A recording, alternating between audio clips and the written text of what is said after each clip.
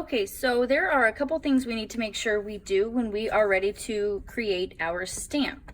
So the first thing I want you to remember is that when you made your foam etching or carving into your styrofoam plate, remember those prints had a very clear and distinct border around the edges.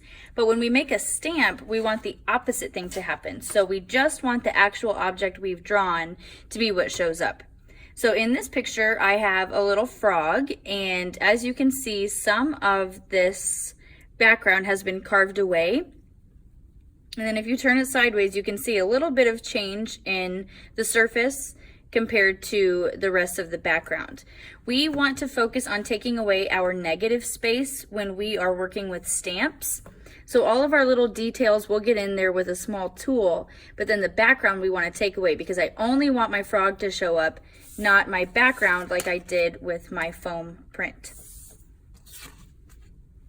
So when I do this, I am able to draw on my rubber stamp just like I do with paper. It feels very much like an eraser. It is similar to that, but we are just drawing on them, not using them as erasers. So this is the size that you will have. Everyone will have the same size printing stamp, and you can draw on it very easily with a pencil, just like you would on paper. So for my example, I really like pomegranates. I think they have a really interesting look to them. There's lots of seeds in them. They have an interesting shape. I like that they're kind of irregular and they just look like little pods. So on mine, I'm going to show you how to create this with just using pencil, and then I'm going to show you how to fill the negative space and also carve the background away from your stamp. So first thing we need to do is, as always, put our name on the back of what we are working on. It writes really easily. It's just like paper. And then when you have your stamp, you're ready to get started. So what I'm going to do is just recreate my pomegranate drawing over here onto this new stamp. And I'm just going to lightly sketch it out first. You can't really erase this very well on this surface, so I would be careful when you're making your marks. It doesn't come off very easily, but the good thing is nothing's really permanent until it is carved out. So if you want to change your drawing, you'll just go over your negative space with the Sharpie marker. So the bottom of a pomegranate has kind of a little like notch on the end of it. And you're just going to continue to draw on your plate like you would with paper. I'm going over this back and forth a few times just to make that bold, thick line so it's really easy to see and so I don't accidentally like wipe it away. So then at the top of my pomegranate shape, I've got this, almost looks like the leaves of a pineapple, but a pomegranate is a lot smaller actually. It kind of fits in the palm of your hand. So it has a very similar top. And I'm going to try to make it match this one, but if it doesn't, it's okay. This is just a sample. So that first little leaf, I'll just draw. You already have your sketch done, and that's what you worked on while you were waiting your turn to print. So you're just going to go directly from your sketch, which is already this size. So I put that on that little paper for you. You're just going to be recreating that exact same drawing onto your rubber stamp.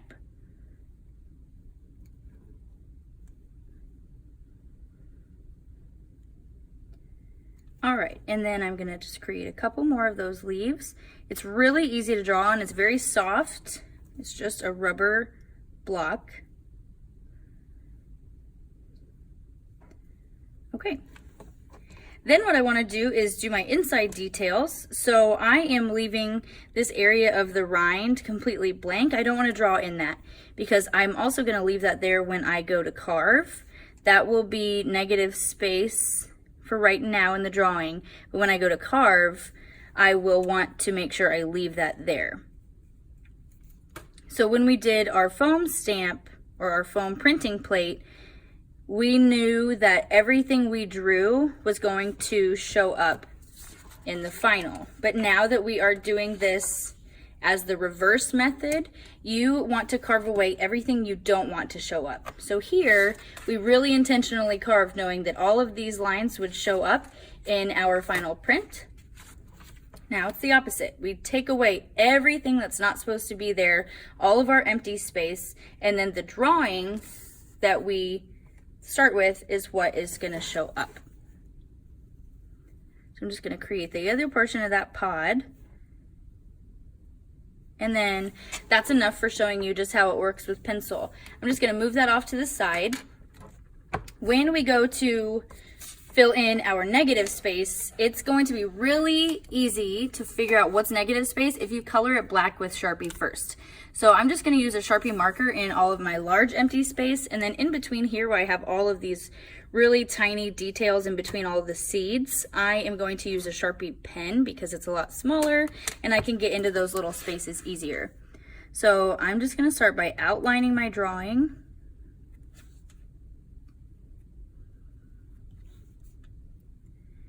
And then anything that is not covered in black ink stays part of the stamp. So this whole thing, even though these leaves are in the background, I'm going to leave them as is.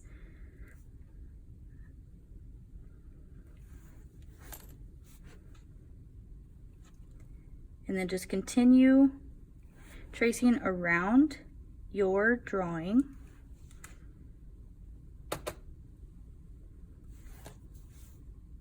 This little spot here, it's okay. I'm going to fill this in, so it's all right if I got out of the line a little bit.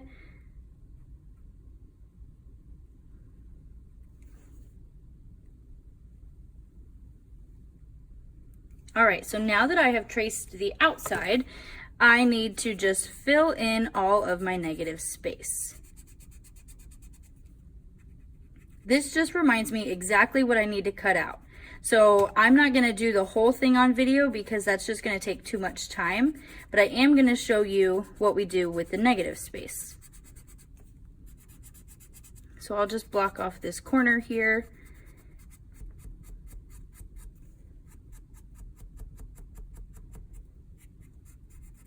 This is just for you to have an easier guide to know what to cut around, because sometimes this gets a little confusing and you're not sure what's supposed to be cut away and what's supposed to stay there. So I'm going to just color between a couple of these leaves, and then I will get started on the carving portion.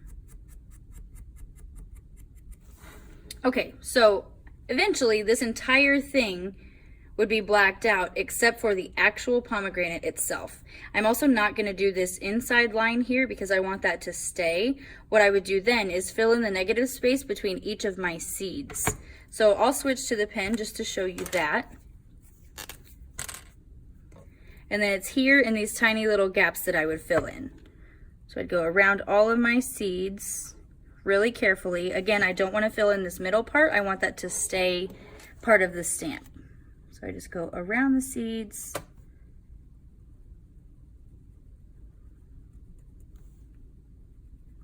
And then I would go over your pencil lines too. They may wipe away. The more this gets put in and out of your art folder, it starts to smudge a little bit. So I'd definitely go over it, and this Sharpie will prevent it from smudging.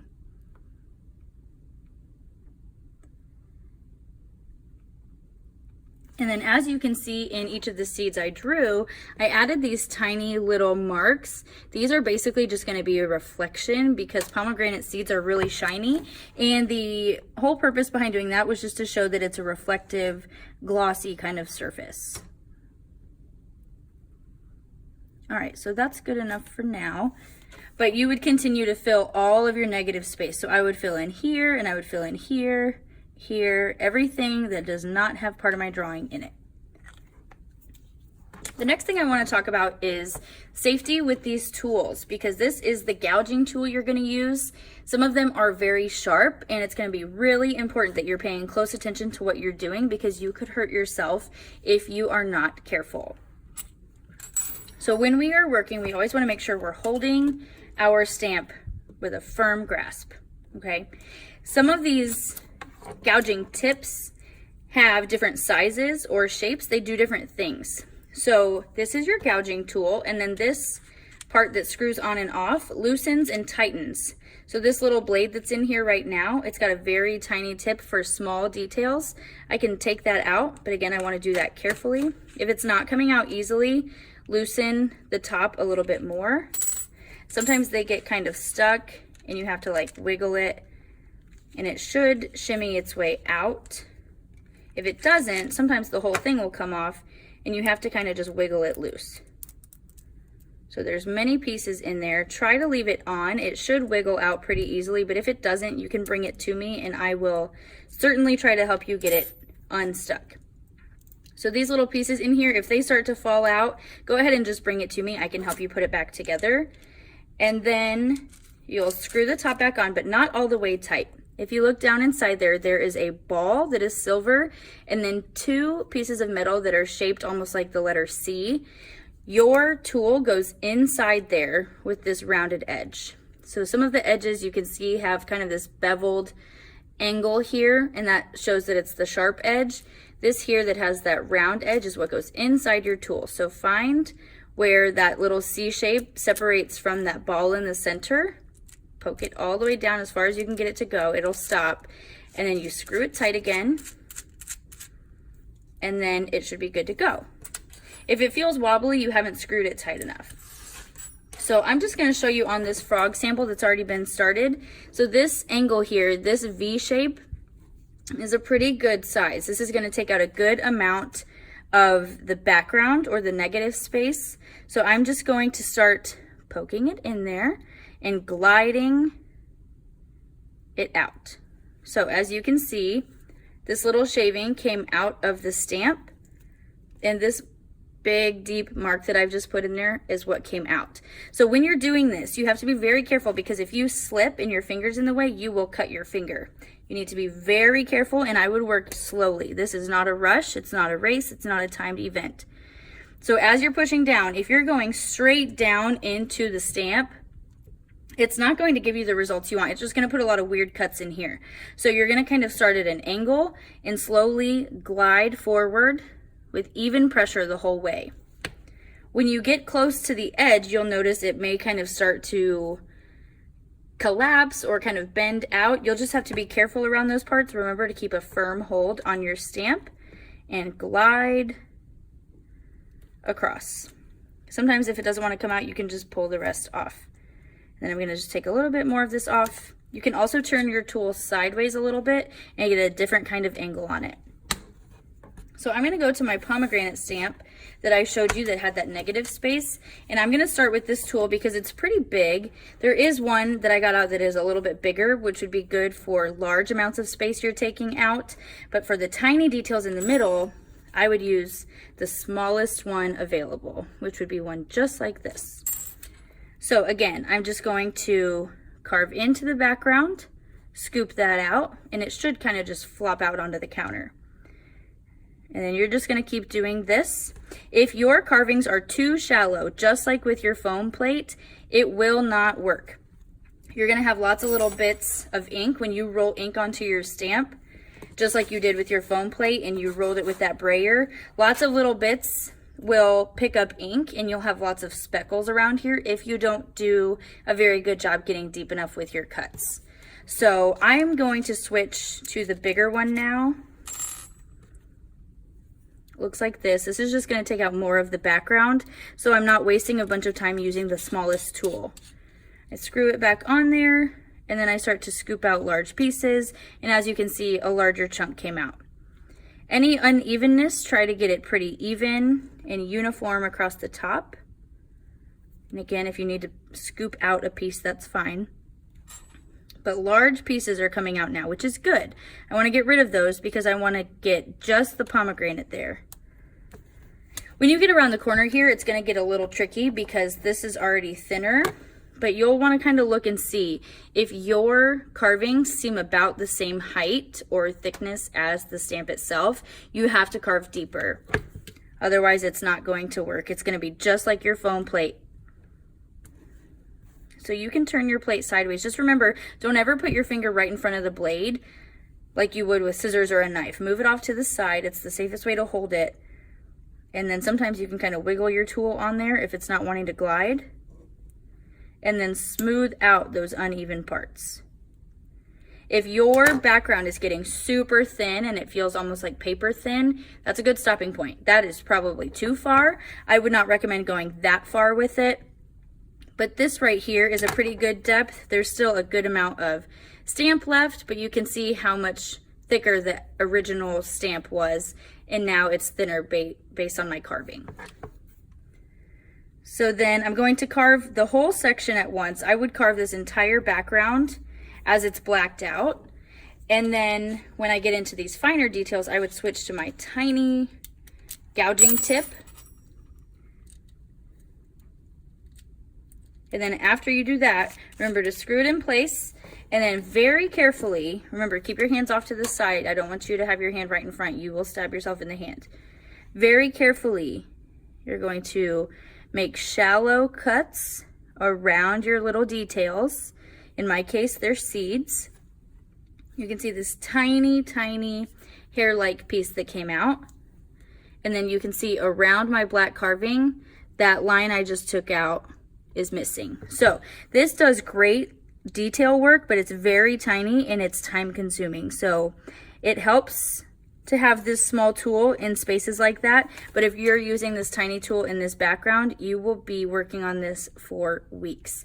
So I do not recommend doing that. I probably will advise against it if you reach for that first thing, because this is for more detail work and refining those lines. So any little details you have, that's when you would use this tiny gouging tip. Then remember, if it feels like it's not gliding, you can wiggle it a little bit. And then now you can see that my seed here on the pomegranate is completely by itself.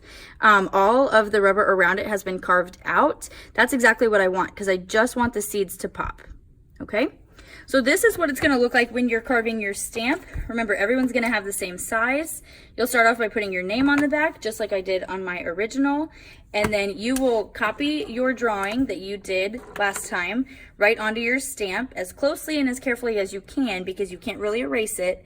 And then you will get started with filling your negative space.